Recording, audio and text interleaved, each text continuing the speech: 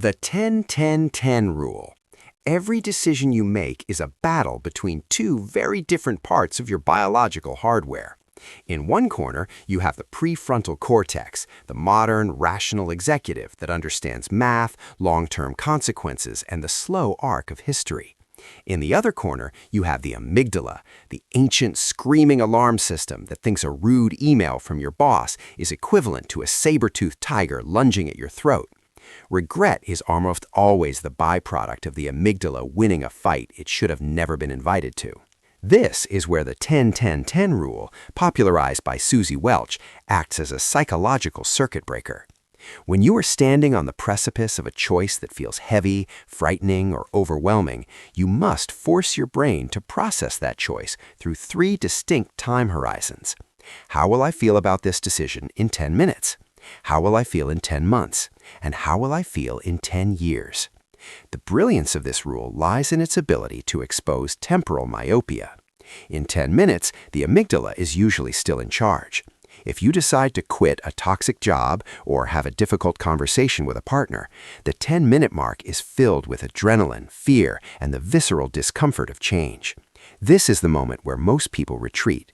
They choose the path of least resistance because the 10-minute outlook is too painful to bear. But look at the 10-month mark. By then, the initial chemical spike has subsided. You've likely adjusted to your new reality. You've found a better role, or you've healed from the conversation. The 10-month horizon reveals the ROI of your discomfort. Finally, the 10-year mark provides the ultimate clarity. In 10 years, will this choice be a defining pillar of your character, or will it be a footnote you can barely remember?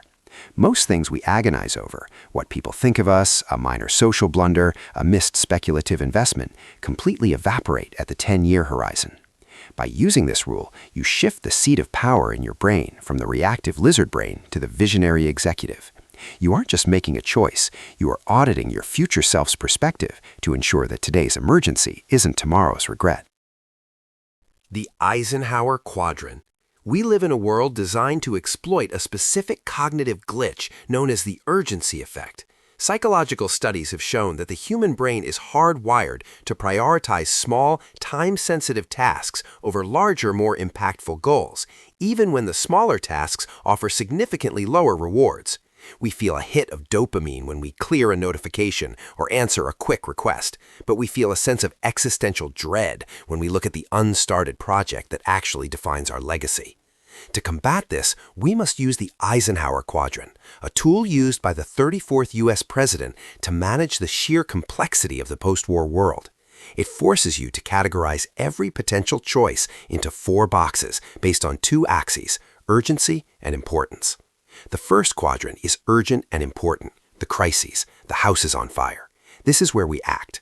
The fourth quadrant is not urgent and not important, the static, infinite scrolling, mindless entertainment. This is where we rot. But the real odd why of human failure lies in the confusion between the second and third quadrants. Quadrant 3 is urgent but not important. These are the proximate choices, the phone ringing, the unnecessary meeting, the person who needs your input right now. These choices consume our days and leave us with the feeling that we were busy, yet we accomplished nothing. Quadrant 2, however, is the holy grail. It is important but not urgent. This is where long-term health, deep learning, relationship building, and strategic planning live. Because Quadrant 2 never screams for your attention, it is the first thing we sacrifice on the altar of the urgent. Regret is usually the accumulated debt of neglected Quadrant 2 choices. You don't regret not answering an email in 2014. You regret not starting the business, not writing the book, or not spending time with a parent while they were healthy. By filtering your daily choices through this quadrant, you realize that no is not a rejection of others, but a protection of the only things that will matter when the clock runs out. Pre-mortem analysis. The human brain is a master of optimism bias. When we decide to embark on a new path, a new relationship, a new investment, or a new career, we are biologically inclined to visualize success. While this helps us overcome the friction of starting, it also blinds us to obvious structural flaws. This is why Gary Klein, a cognitive psychologist, developed the pre-mortem. In a post-mortem, doctors examine a body to see why it died. In a pre-mortem, you imagine that your decision has already failed. You go on a mental journey to a point 1 year in the future. You look back and tell yourself the project was a total disaster. The relationship ended in flames. The investment went to zero. Now comes the crucial part. You must explain why it happened. This simple shift in perspective from "how can I make this work" to "why did this fail" triggers a psychological phenomenon called prospective hindsight. Research suggests that imagining a future event as if it has already occurred increases our ability to identify the reasons for it by up to 30%. When you assume failure, your brain stops trying to protect your ego and starts looking for vulnerabilities. You might realize that your new business failed because you didn't have a marketing plan, or your new diet failed because you didn't account for your work travel schedule. By identifying these ghosts of failure's future, you can build safeguards today. Regret is often the feeling of being blindsided by something that was actually predictable. The pre-mortem ensures that when you make a choice, you aren't just crossing your fingers, you are walking into the future with your eyes wide open to the pitfalls that swallow the unprepared. Occam's razor. There is a strange, self-sabotaging tendency in the modern intellect. We equate complexity with profundity. When faced with a difficult choice, we often construct elaborate, multi-layered justifications to explain away the obvious. We create intellectual Rube Goldberg machines to justify staying in a situation that isn't working or taking a risk that doesn't make sense. Occam's razor, named after the 14th century friar William of Occam, provides a sharp, cold edge to cut through this noise. The principle is simple. Non sunt multiplicanda entia sine necessitate. Entities should not be multiplied without necessity. In common terms, the simplest explanation, or the simplest path, is usually the correct one. In decision-making, we often add layers to avoid a painful truth. If a friend constantly lets you down, you might invent complex psychological reasons for their behavior, thinking that if you just understand their childhood trauma, the relationship will work. Occam's razor suggests a simpler truth. They aren't a reliable friend. If an investment requires a 50-page white paper to explain how it generates value, Occam's razor suggests it's likely a scam or a bubble. Complexity is often the hiding place for decision avoidance. We make things complicated so we can tell ourselves we need more information before acting. This leads to the regret of the slow no. You knew the answer months ago, but you buried it under a mountain of variables. By applying the razor, you commit to the most parsimonious path. You stop looking for the secret hidden variable and start acting on the fundamental truth that was standing right in front of you the whole time. The Pareto principle, 80-20 rule. In 1906, Italian economist Vilfredo Pareto noticed that 80% of the land in Italy was owned by 20% of the population. He later observed that 20% of the pea pods in his garden produced 80% of the peas. This wasn't just a quirk of gardening or Italian real estate. It was a fundamental law of the universe.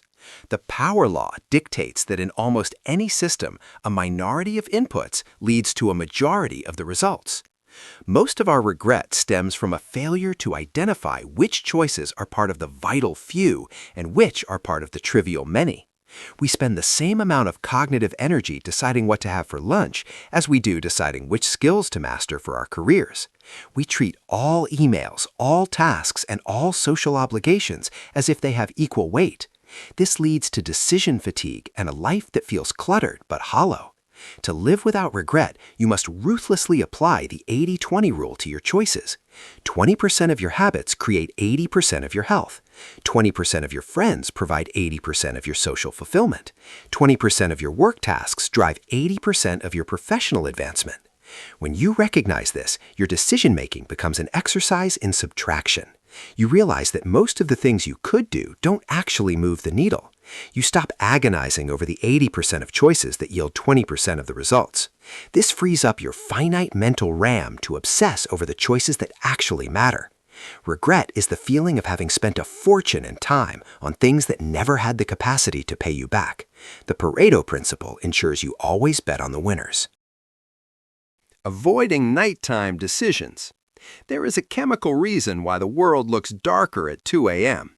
As we move through our waking hours, our brains accumulate a compound called adenosine. This is essentially the sleep pressure chemical. Throughout the day, adenosine binds to receptors, slowing down neuronal activity and gradually degrading our executive function. By the time the sun goes down, your prefrontal cortex, the part of you that manages self-control and long-term planning, is essentially running on a dying battery. This is why we almost never regret a choice made at 10 a.m., but we frequently regret choices made at 11 p.m. At night, your brain is disinhibited. The amygdala, which doesn't tire as easily as the rational brain, takes the wheel. This is when we send the "at my limit" text, make the impulsive purchase, or spiral into a vortex of existential anxiety. The rule is absolute. Never trust a thought you have after 9 p.m., and never make a life-altering decision when you are tired. The nighttime you is a chemically compromised version of yourself. You are making choices through a fog of adenosine and depleted glucose. When you feel the urge to make a drastic move in the late hours, you must recognize it as a biological glitch. Tell yourself, this is just the adenosine talking. By delaying the choice until the next morning, you allow your brain to undergo its nightly glymphatic wash, a literal cleaning process that removes metabolic waste. You'll find that 90% of the emergencies you felt at midnight have evaporated by breakfast. Regret is often just the consequence of letting a tired brain drive the car. The advice to a friend rule. There's a fascinating cognitive bias known as Solomon's paradox, named after the biblical King Solomon, who was renowned for his wisdom in advising others, but led a personal life filled with disastrously poor choices. We are biologically designed to be objective about other people's problems and pathologically subjective about our own. When we're making a choice, we're submerged in the details. We feel the heat of the emotion, the fear of the loss, and the social pressure.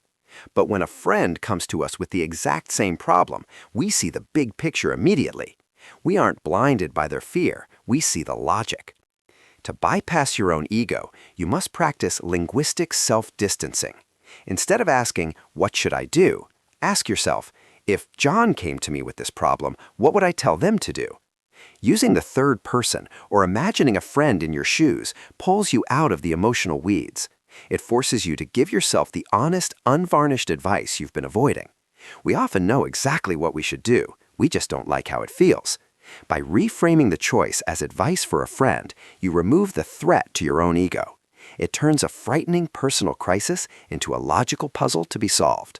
If you wouldn't let your best friend stay in a dead-end situation, why are you letting yourself stay there? Limiting options. We have been sold a lie that more choice equals more freedom.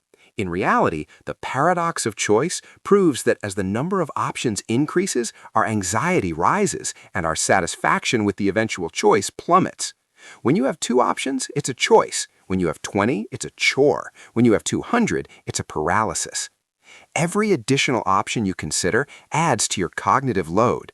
Your brain has to perform a cost-benefit analysis for every pairwise comparison. This leads to analysis paralysis, where the fear of making the wrong choice prevents you from making any choice. Even worse, if you do eventually choose, you are more likely to regret it because you can easily imagine that one of the hundreds of discarded options might have been better. To live without regret, you must become a choice architect. You must intentionally limit the number of variables you allow into your field of vision. If you are buying a house, don't look at 50. Pick 5 that meet your criteria and stop searching. If you are hiring, look at the first 10 qualified candidates. This is the secretary problem in mathematics, an optimal stopping theory that suggests you should look at a small sample of options to set a baseline, and then pick the very next option that exceeds that baseline. By limiting the search space, you prevent the brain from entering a state of infinite comparison. Regret lives in the what-ifs of the options you didn't take. By seeing fewer options, you give the ones you do have the attention they deserve. Sleeping on the problem. The phrase, "let me sleep on it," is not just a polite way to delay a conversation. It is a vital biological necessity for sound judgment. When we learn something new or face a complex problem during the day, the information is stored in the hippocampus, a sort of temporary staging area.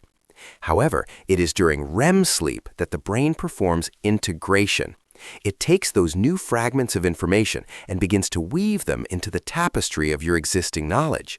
It looks for patterns, historical parallels, and creative solutions that the conscious waking mind is too busy to see. Neuroscience shows that sleep actually resets our emotional reactivity. A study from UC Berkeley found that sleep-deprived individuals show a 60% increase in amygdala activity when shown disturbing images. Without sleep, you're essentially emotionally brittle. When you sleep on a problem, you are allowing your subconscious to run simulations. You are waking up with a distributed understanding of the choice. You aren't just deciding with your head, you are deciding with your entire integrated experience. If a choice still feels right after a full night of REM sleep, it is likely aligned with your core values. If it feels off the next morning, your subconscious has likely spotted a pattern or a lie that your conscious mind was too distracted to notice. Never rush a choice that the sun hasn't seen yet. Maximizing versus satisficing. The final and perhaps most important rule concerns your fundamental philosophy of good enough. The Nobel Prize-winning economist Herbert Simon identified two types of decision-makers, maximizers and satisficers. A maximizer is someone who will not rest until they have found the absolute best possible option. They read every review, compare every price, and exhaust every possibility. A satisficer, a portmanteau of satisfy and suffice, is someone who has a clear set of criteria and makes a choice as soon as an option meets those criteria. The data is clear. Maximizers often make better objective choices. They might find a slightly cheaper flight or a slightly higher spec laptop, but they are consistently more miserable. Because they spend so much energy finding the best, they become hyper-aware of any flaw in their choice. They are haunted by the opportunity cost of the things they didn't choose. Satisficers, on the other hand, are significantly happier. Once their criteria are met, they stop looking. They don't care if there's a 5% better version out there because their current choice does what they need it to do. Regret is the shadow of the maximizer. If you are always looking for the perfect choice, you are guaranteed to regret every decision you make because perfection is a moving target that doesn't exist in the physical world. To never regret a choice, you must learn the art of satisficing. Define what success looks like before you start looking. Once you find it, commit. Turn off the search engines and walk away. The secret to a life without regret isn't making the perfect choice. It's being the kind of person who is capable of being satisfied with a good one.